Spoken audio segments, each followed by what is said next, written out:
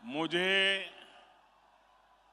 दंतेश्वरी माता मंदिर में देवी का दर्शन करना और मां के आशीर्वाद लेने का सौभाग्य मिला। मैं महाराजा प्रवीर चंद्र भंजदेव जी को भी पुनः अपने श्रद्धा सुमन अर्पित करता हूं। मैं जब भी बस्तर आया हूं, जगदलपुर आया हूं, आप सभी साथियों ने हर बार इतना प्यार दिया है, इतने आशीर्वाद दिए हैं।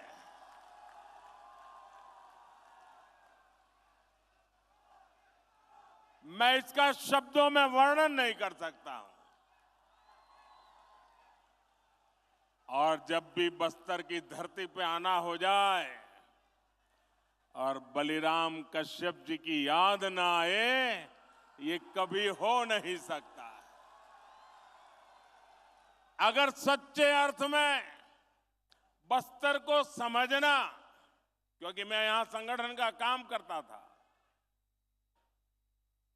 हर इलाके में जाता था, बहुत समय मैंने यहां बिताया और मुझे पूरे बस्तर को समझना, आदिवासी समाज को समझना, यहां की समस्याओं को समझना, बलिराम जी कश्यप जी एक प्रकार से मेरे गुरु की तरह काम करते थे।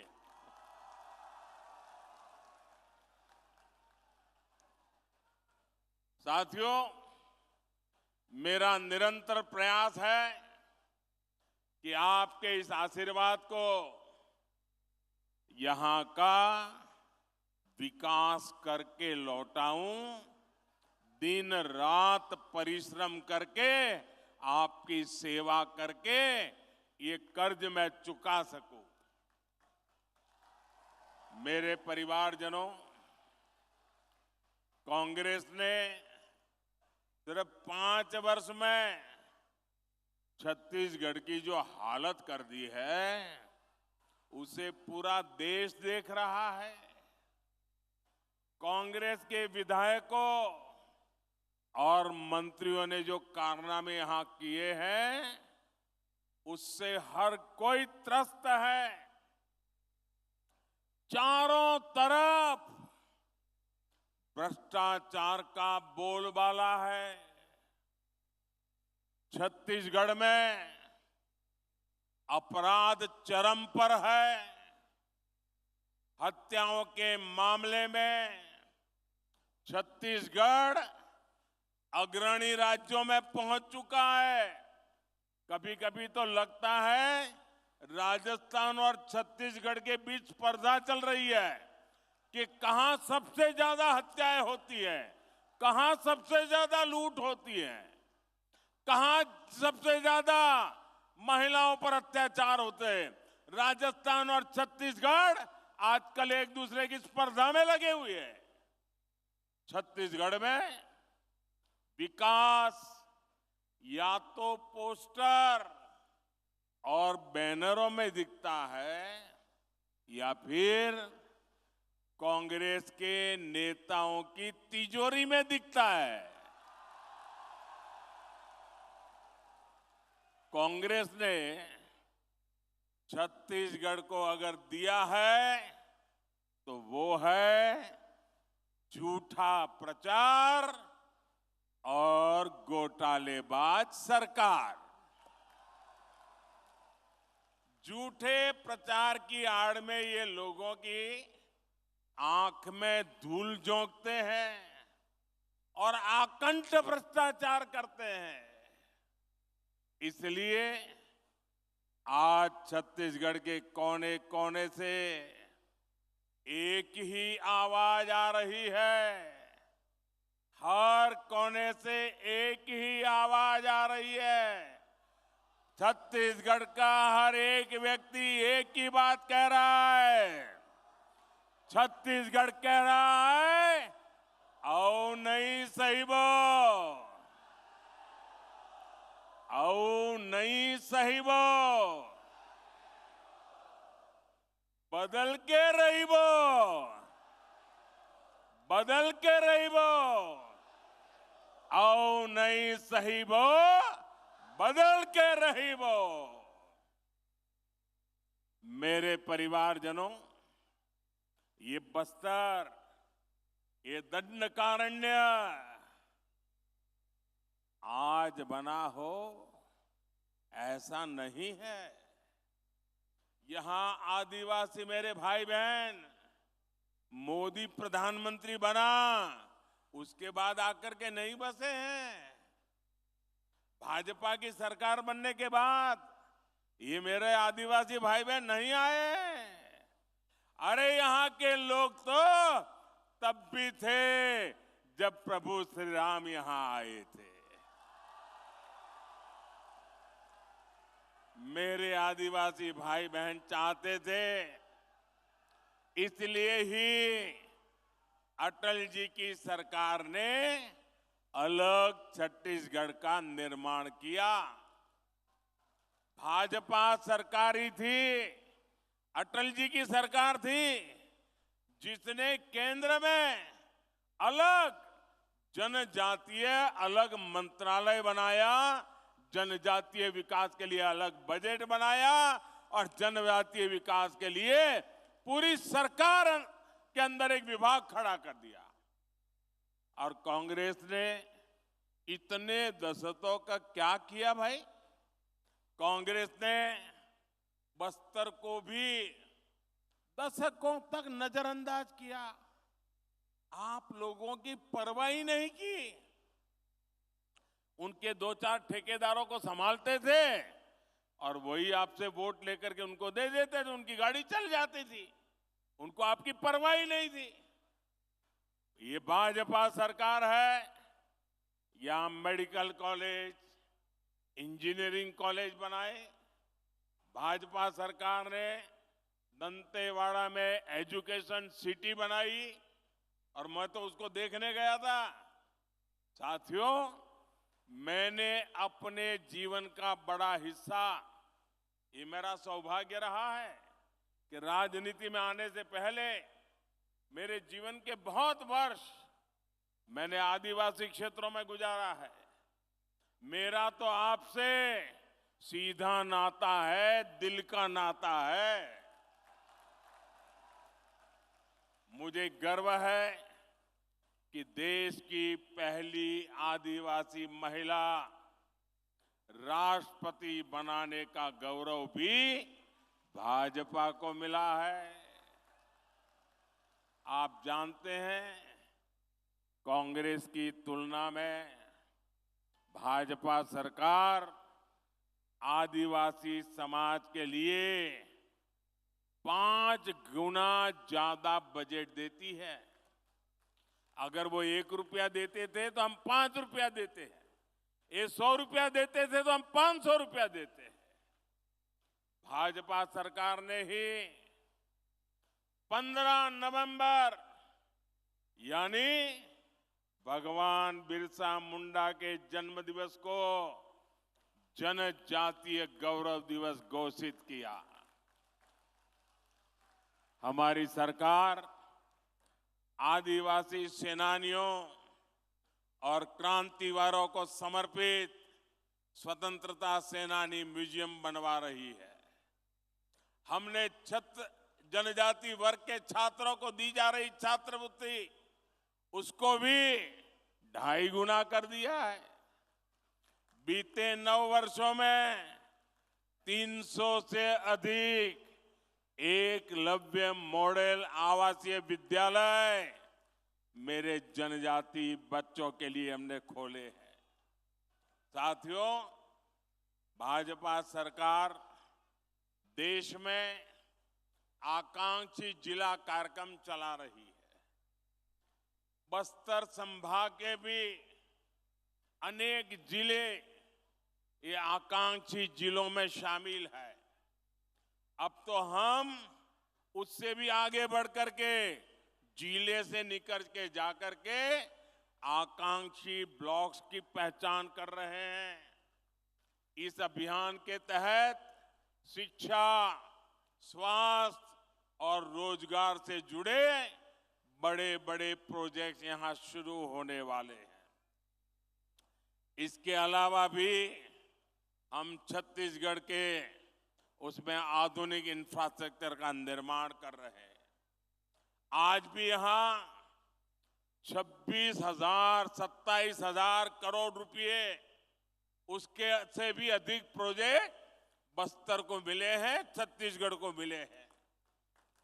मेरे परिवारजनों, आज यहां बहुत बड़े और देश के आधुनिकतम स्टील कारखाने का लोकार्पण हुआ है। आप मुझे बताइए, आपको गर्व हो रहा है कि नहीं हो रहा है?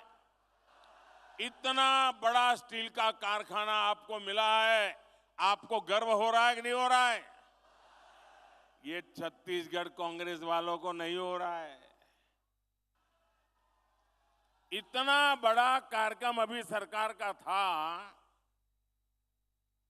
छत्तीसगढ़ सरकार का एक भी मंत्री भी नहीं आया, मुख्यमंत्री भी नहीं, उप मुख्यमंत्री भी नहीं। आप कहिए भैया, आपकी भलाई के काम में ये सरकार ने आना चाहिए कि नहीं आना चाहिए? आना चाहिए कि नहीं आना चाहिए?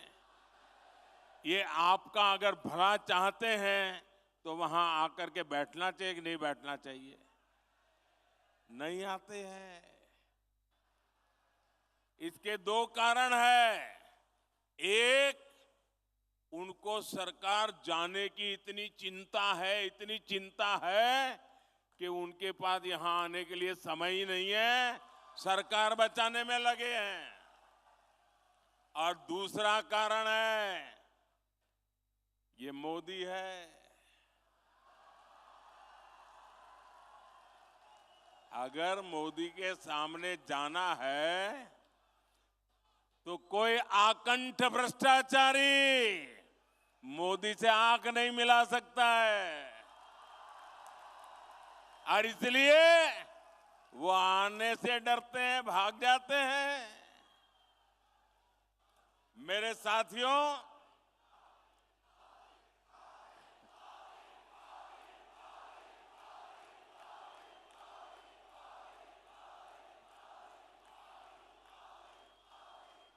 ये स्टील का कारखाना, मुझे याद है हमारे बलिराम जी कश्यप उस जमाने से हमें क्या करते थे, इस कारखाने की मांग आप सभी दशकों से कर रहे थे।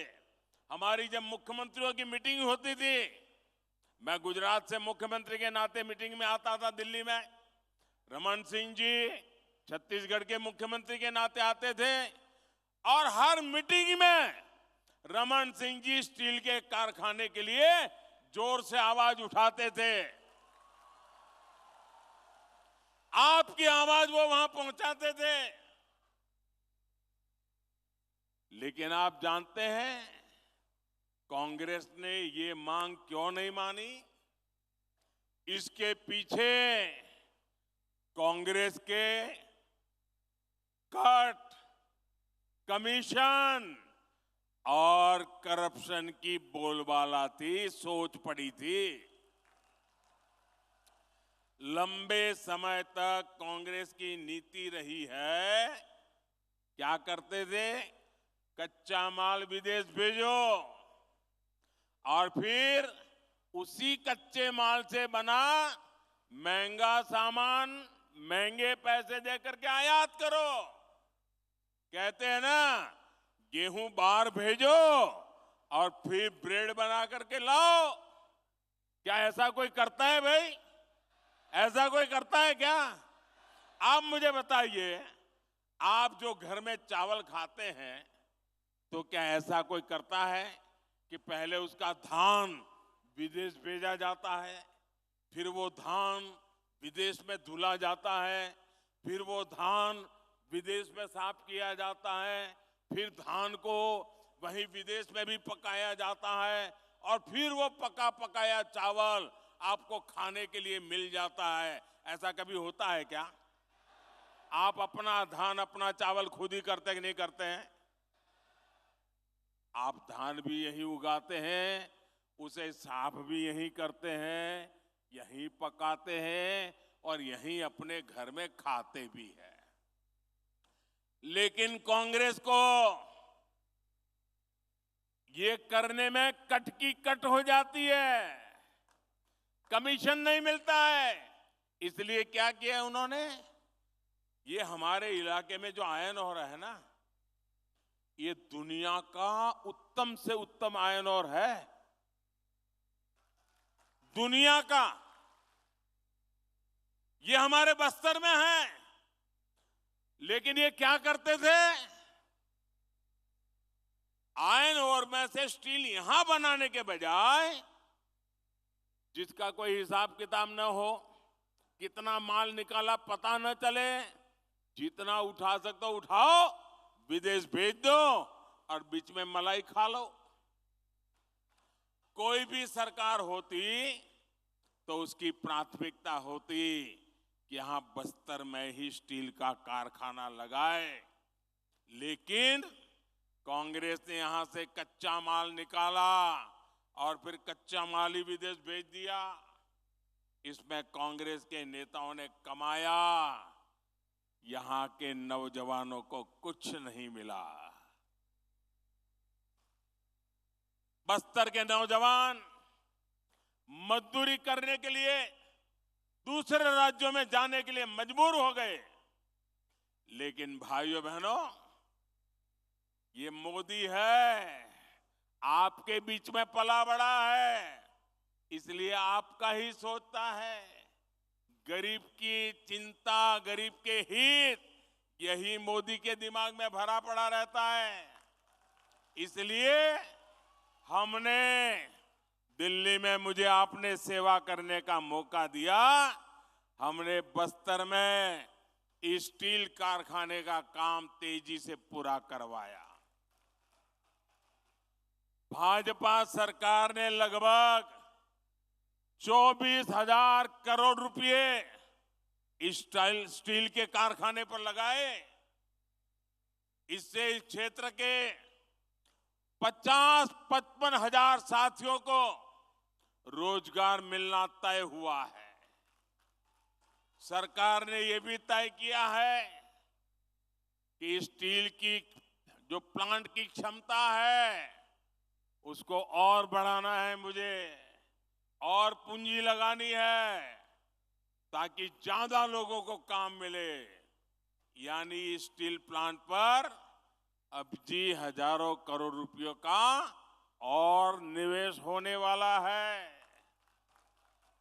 और जब ज्यादा निवेश होगा और बड़ा कारखाना होगा तो पूरे विस्तार की किस्मत और तेजी से बदलने वाली है। अब मैं आपको बताता हूं, मेरे यहां गुजरात में स्टील बनाने का एक कारखाना है। वहां तो आयरन ओर भी नहीं है, हम बाहर से लाते हैं।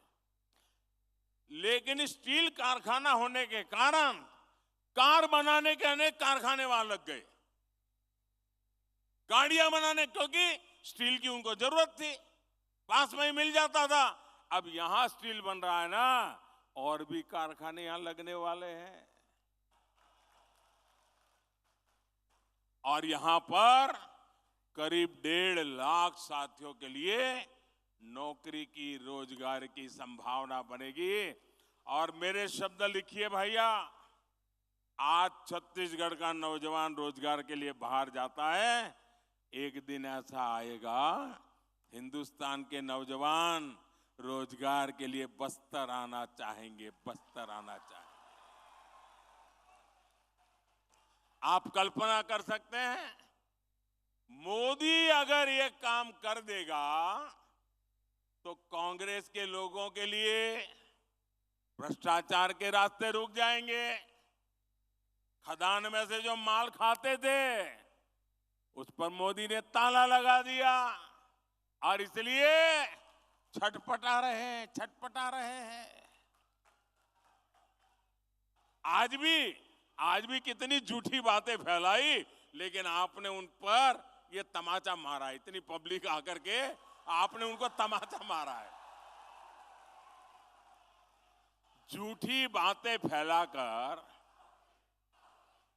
इनका इरादा समझिए। बस्तर के मेरे नौजवानों, इनका इरादा समझिए। ये झूठी बातें फैलाकर ये स्टील प्लांट को भी हड़पना चाहते हैं। इस स्टील प्लांट को भी कांग्रेस ही अपने बच्चों, अपने रिश्तेदारों की तिजोरी भरने का माध्यम बनाना चाहते हैं। लेकिन मेरे बस्तर के भाइयों बहनों, ये मोदी की गारंटी है, ये मोदी नहीं होने देगा। ये बस्तर का स्टील प्लांट आपका है, बस्तर के लोगों का है। इस स्टील प्लांट के मालिक मेरे बस्तर के लोग हैं, मेरे छत्तीसगढ़ के लोग हैं। मोदी इसका मालिक नहीं है। मोदी इसका मालिक नहीं है, और नहीं कोई दूसरा नेता, कोई कांग्रेसी को मैं इसका मालिक बनने देने वाला हूं। इस प्लांट के मालिक सिर्फ और सिर्फ बस्तर के मेरे भाई बहन है। ये हक आपका है, कोई आपका हक छीन नहीं सकता है। इस पर कांग्रेस के नेताओं को किसी भी हालत में कब्जा नहीं करने दिया जाएगा। उनको कटकी कंपनी, कमीशन कंपनी, भ्रष्टाचार, बेईमानी करने का मौका नहीं दिया जाएगा। आप मेरे साथ सहमत हैं? तो एक काम करिए, अपना मोबाइल फोन निकालिए और उसकी फ्लैश लाइट चालू कीजिए। मेरी इस बात के समर्थन में अपने मोबाइल की फ्लैश लाइट चालू करिए। शाबाश, देखिए, वाह, दूर दूर तक शाबाश। ये ताकत है। वाह, देखिए, ये मीडिया वाले आपकी फोटो निकाल रहे हैं। देखिए, ये समर्थन है, ये स्टील प्लांट के लिए समर्थन है। कैसा झूठ बोलते थे, और ईमानदारी देखिए, ये सच्चाई यहां देखिए। बहुत बहुत धन्यवाद मेरे बस्तर के भाइयों बहनों।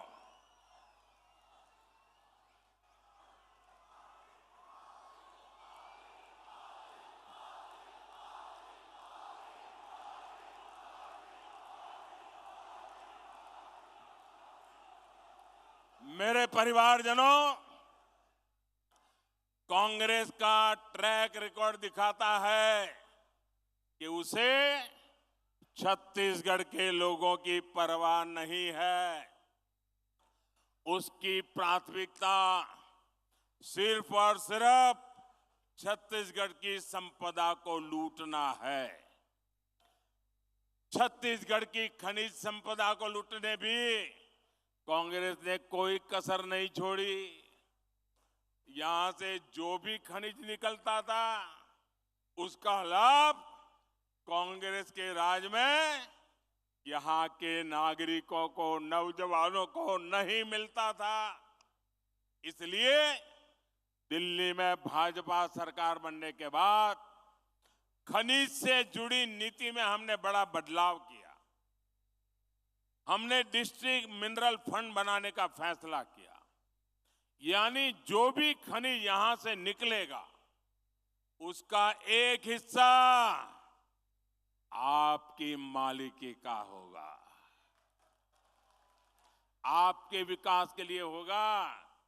ये खनिज मोदी की मालिकी की नहीं है, ये खनिज छत्तीसगढ़ की कांग्रेस सरकार की नहीं है, ये आपकी है। इसका हक आपको देने का काम ये मोदी ने किया है। भाजपा ने आपको विकास का साझेदार बनाया, आपको पार्टनर बनाया।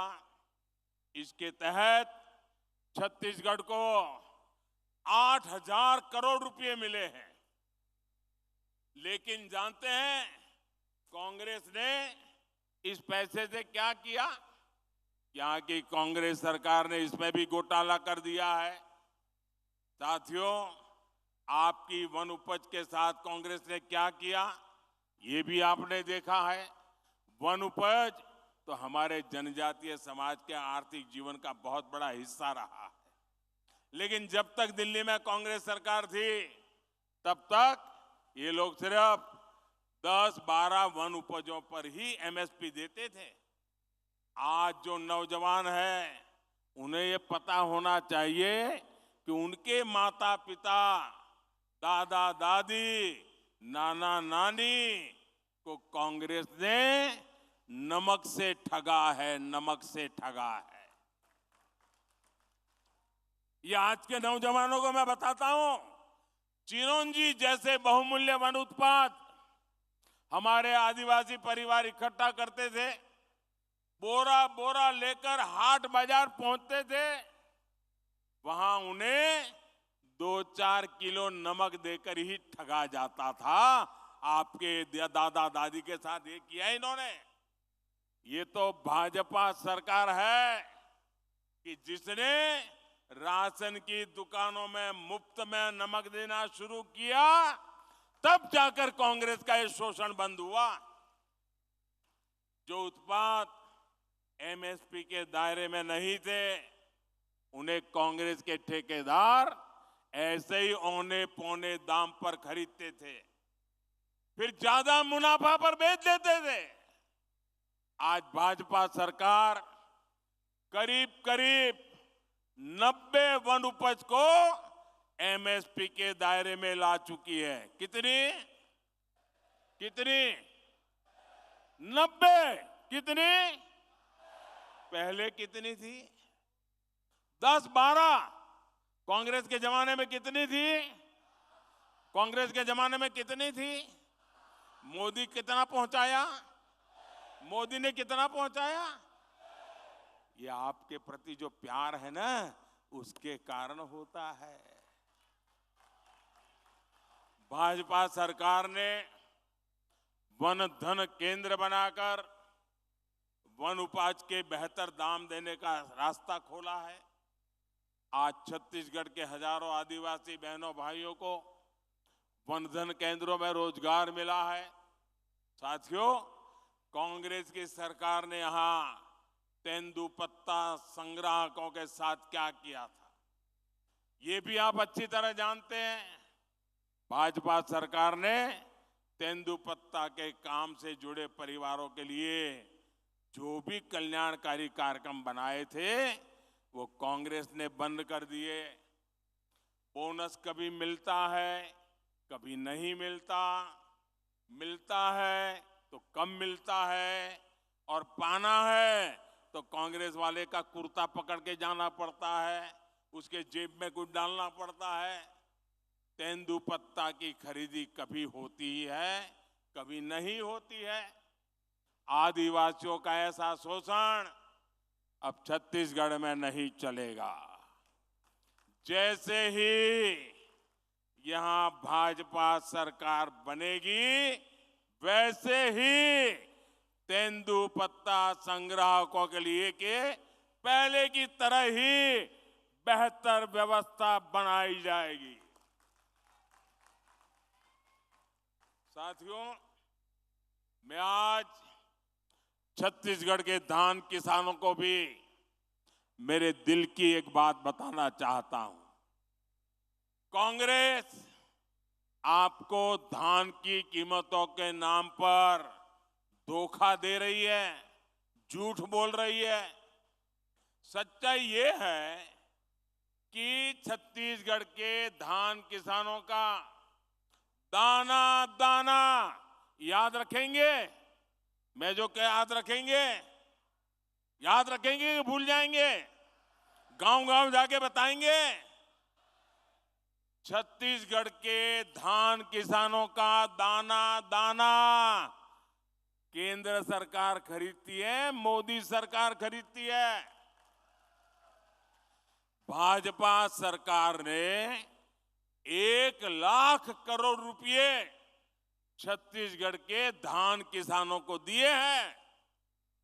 यहां पर जब भाजपा सरकार बनेगी तो धान किसानों का पूरा पूरा ध्यान रखने की गारंटी ये मोदी की गारंटी है।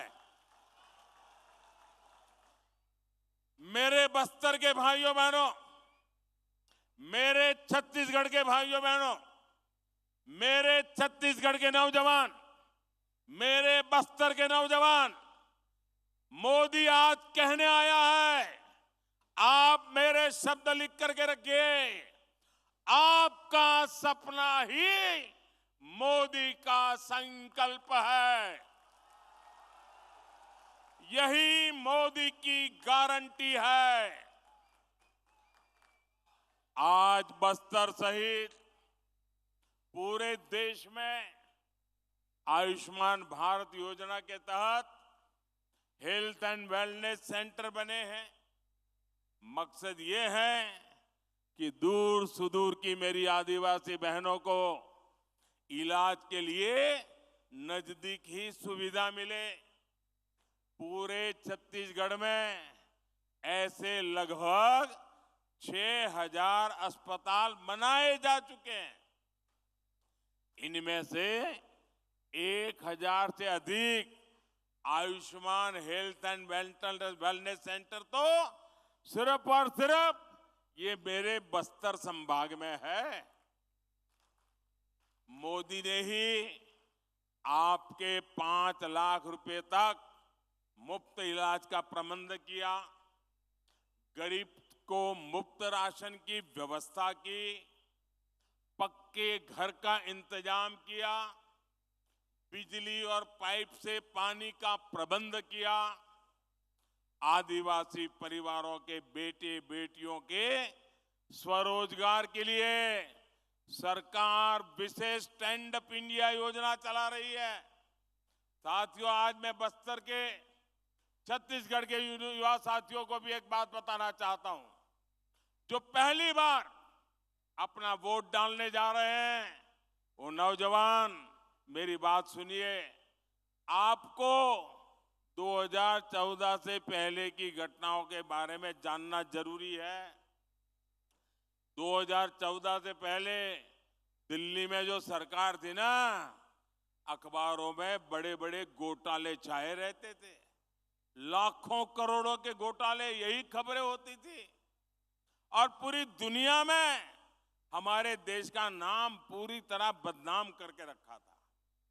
2014 में देश ने कांग्रेस की सरकार को उखाड़ फेंका और पूर्ण बहुमत की भाजपा सरकार दिल्ली में बनाई। आज घोटालों के बजाय दुनिया में भारत के गौरव की चर्चा होती है, भारत के सामर्थ्य की चर्चा होती है। आप मुझे बताइए, आज दुनिया में हिंदुस्तान का डंका बज रहा है कि नहीं बज रहा है? ऐसे नहीं, पूरी ताकत से बताइए, हिंदुस्तान का डंका बज रहा है कि नहीं बज रहा है? अमेरिका में हिंदुस्तान का डंका बज रहा है कि नहीं बज रहा है? यूरोप में हिंदुस्तान का डंका बज रहा है कि नहीं बज रहा है? जापान में हिंदुस्तान का डंका बज रहा है कि नहीं बज रहा है? सिंगापुर में हिंदुस्तान का डंका बज रहा है कि नहीं बज रहा है? आपको गौरव होता है कि नहीं होता है? आपका माथा ऊंचा होता है कि नहीं होता है? इसलिए मेरा युवा साथियों, आपको एक बात जरूर ध्यान रखनी है। आज देश के बहुत कम राज्यों में कांग्रेस की सरकारें बची हैं और एक बार जाती है ना, 25-25 साल तक वापस नहीं आती है। और इसलिए जब इनके पास सरकारें ही कम है तो लूट का माल कुछ ही जगह से लूटना पड़ता है। इसलिए जहां भी इनकी सरकार बनती है वो जम करके लूटते हैं। पूरे हिंदुस्तान में उन्होंने राजस्थान, छत्तीसगढ़ ऐसे राज्य को लूट का सबसे बड़ा खजाना बना दिया है। छत्तीसगढ़ के ही लोग मुझे बताते हैं कि कांग्रेस के हर छोटे बड़े हर नेता ने 15 साल जो तक सरकार नहीं थी ना, वो जो खाद पड़ गई थी ना, वो भी जमा करने में लग गए 5 सालों में। यानी 15 साल तक इनको छत्तीसगढ़ को लूटने का मौका नहीं दिया। अब वो सारी कसर भी अभी निकालना शुरू कर दिए हैं। अरे इन्होंने तो गौमाता के नाम पर भी भ्रष्टाचार किया है। जिन्होंने गोबर तक को नहीं छोड़ा, उन्होंने क्या क्या नहीं किया। इनके भ्रष्टाचार के सबसे बड़े भुक्तभोगी मेरे नौजवान हैं, मेरे बस्तर के लोग हैं। कांग्रेस ने युवाओं को नौकरी का वादा दिया था, लेकिन नौजवानों की नौकरी में ही घोटाला कर दिया। कांग्रेस के नेताओं ने पीसीएस भर्तियों में अपने बच्चों, अपने रिश्तेदारों को सेट कर दिया। किया कि नहीं किया? चारों तरफ लूट मचाई कि नहीं मचाई? इनकी पार्टी तो राजनीति में भी अपने ही बच्चों को सेट करती है और नौकरियों में भी यही करती है। छत्तीसगढ़ के लाखों परिवारों, आदिवासी, पिछड़े परिवार के बच्चों से कांग्रेस ने नौकरियां छीन ली है, आपका अधिकार छीन लिया है। नौकरियों तो दी नहीं, जो पहले से सरकारी नौकरी में है उनको भी कांग्रेस ने, लोगों ने लूटा है, परेशान किया है। ट्रांसफर पोस्टिंग को लेकर यहां सरेआम भ्रष्टाचार हो रहा है, बोली बोली जाती है, ऐसे ही उगाई की जा रही है।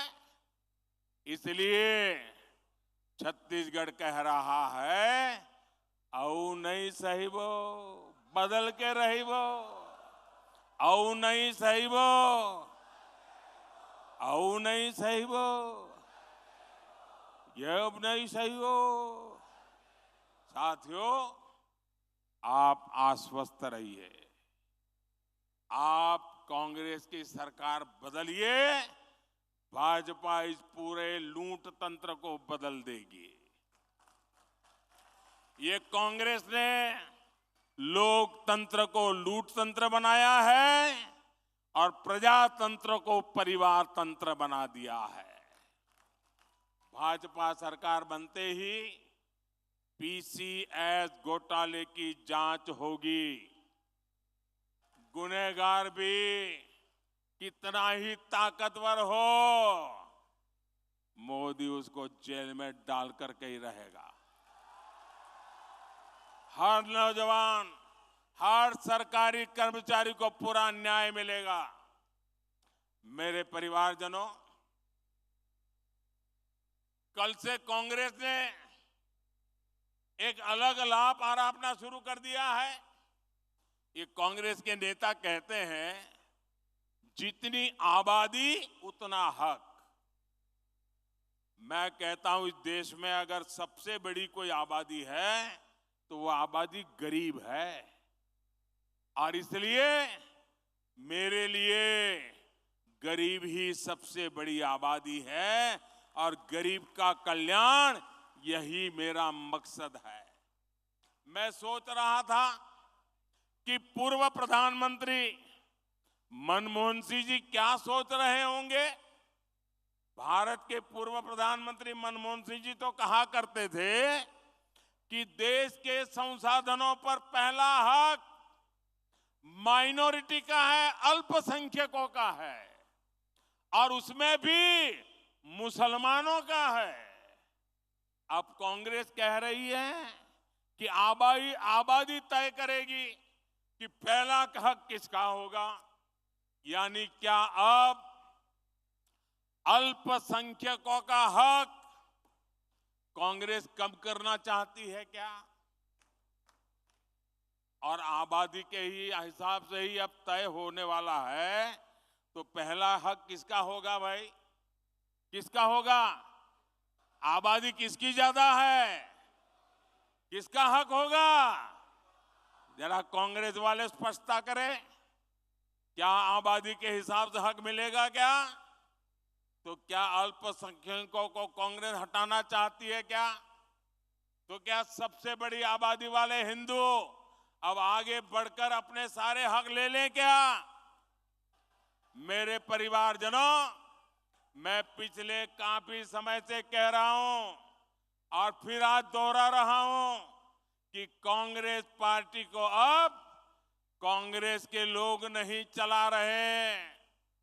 कांग्रेस के बड़े बड़े नेता मुंह पे ताला लगा के बैठे हैं, न उनको पूछा जाता है, न वो ये सब देख करके बोलने की हिम्मत करते हैं।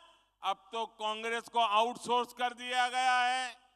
कांग्रेस को अब ऐसे लोग चला रहे हैं, पर्दे के पीछे लोग ऐसी कमाल कर रहे हैं, ऐसे खेल खेल रहे हैं जो देश विरोधी ताकतों से मिले हुए हैं। कांग्रेस किसी भी कीमत पर देश के हिंदुओं को बांटकर भारत को तबाह कर देना चाहती है।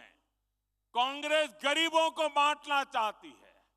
मोदी ने पिछले 10 साल में सारी योजनाएं ऐसी बनाई ताकि गरीबों में एक आत्मविश्वास पैदा हुआ है।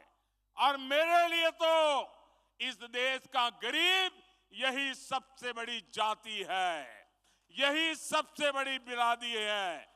अगर गरीब का भला हो गया, देश का भला अपने आप हो जाएगा। आज तक कांग्रेस ने यह खुलासा नहीं किया है कि कांग्रेस ने एक दूसरे देश के साथ क्या गुप्त समझौता किया है। लेकिन देश देख रहा है, इस समझौते के बाद कांग्रेस और ज्यादा भारत की बुराई करने में मजा आने लगी है। भारत के अच्छी बातों को बुरी तरह पेश करने में मजा आ रही है। ऐसा लगता है जैसे उनका भारत का प्रेम ही कम होता जा रहा है। मैं सभी देशवासियों, आपको आगाह करता हूं, कांग्रेस और उसके सहयोगियों की इस नई साजिश, हमें सतर्क रहना चाहिए। और अगर हक की बात करनी है तो मैं कहूंगा कि इस देश के संसाधनों पर पहला हक भारत के गरीब का है। गरीब चाहे वो दलित हो, गरीब चाहे वो पिछड़ा हो, गरीब चाहे आदिवासी हो, गरीब चाहे सामान्य वर्ग से हो, हमें सबसे बड़ी जाति मेरे लिए गरीब है। हमें गरीब की चिंता करनी है, हमें गरीब का जीवन बदलना है। कांग्रेस देश के लोगों में आपसी खाई बढ़ाना चाहती है, वैर भाव बढ़ाना चाहती है। इसलिए कांग्रेस अब पूरी नई भाषा बोलने लगी है। मेरे परिवारजनों, कांग्रेस के दशकों के शासन ने देश को सिर्फ गरीबी दी है। कांग्रेस ने समाज को जाति के आधार पर बांटने का ही काम किया है ताकि इनका वोट बैंक सुरक्षित रहे। कांग्रेस आज भी इसी काम में जुटी है। आज भी यहां छत्तीसगढ़ में अलग अलग समाज अपने हक के लिए आवाज उठा रहे हैं, लेकिन कांग्रेस की सरकार साजिश के तहत उन्हें जेल में डाल देती है, उनकी आवाज को दबाने में जुटी है। दूसरी तरफ भाजपा सरकार सामाजिक न्याय के लिए पूरी तरह समर्पित है। हाल में ही संसद में महरा समाज को एससी वर्ग का दर्जा दिया गया है। इस समाज की यह मांग भाजपा सरकार ने पूरी की है। वर्षों तक अपने अधिकारों से वंचित रहे आवारा आदिवासी वर्गों को एससी का दर्जा देकर भाजपा सरकार ने एक ऐतिहासिक निर्णय लिया है। यानी जिनकी सूद कांग्रेस ने कभी नहीं ली, उनको हक देने में भाजपा हमेशा आगे रही है। मोदी की गारंटी मतलब हर गारंटी पूरा होने की गारंटी। कांग्रेस ने महिलाओं को भी दशकों तक आरक्षण के बिना धोखे में रखा। नारी शक्ति वंदन अधिनियम, आदिवासी बेटी हमारी माननीय राष्ट्रपति द्रौपदी मुर्मू जी के हस्ताक्षर से कानून बन गया है। अब यहाँ के एससी एसटी समाज सहित सभी बहनों के लिए विधानसभा और लोकसभा में 33% सीटें आरक्षित हो गई है। इसलिए कांग्रेस के कुशासन को हटाना है और भाजपा के सुशासन को लाना है। इसलिए पूरे बस्तर को, जगदलपुर को, छत्तीसगढ़ को आज एक संकल्प लेना है। यहां कांग्रेस के कुशासन को हटाएंगे और भाजपा के सुशासन को लाएंगे। जब विकास का डबल इंजन यहां फिर लगेगा, यहां भाजपा का मुख्यमंत्री बनेगा, तो फिर से छत्तीसगढ़ विकास की नई रफ्तार पकड़ेगा। एक बार फिर इतनी बड़ी तादाद में आए, आपने आशीर्वाद दिए, मैं आपका हृदय से बहुत बहुत आभार व्यक्त करता हूं। बहुत बहुत धन्यवाद। दोनों हाथ ऊपर करके बोलिए भारत माता की, भारत माता की, भारत माता की। बहुत बहुत धन्यवाद।